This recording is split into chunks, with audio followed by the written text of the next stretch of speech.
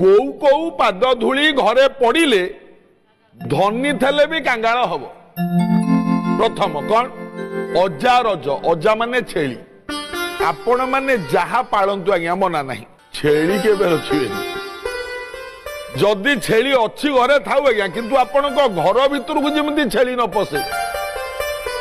ଯଦି ଘର ଭିତରକୁ ଛେଳି ପଶିଲା, ଛେଳି ଖୁରାର ଧୂଳି ଯଦି ଘରେ ପଡ଼ିଲା, ଧନୀ ଥିଲେ ଗରିବ ହେବେ ଆଜ୍ଞା।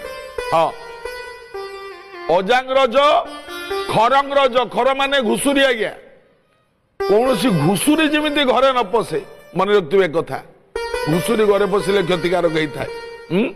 ଆଉ ରଜଙ୍କ ସମାର୍ଜନୀ ତଥା ସମାର୍ଜନୀ ମାନେ କଣ? ଝାଡୁ।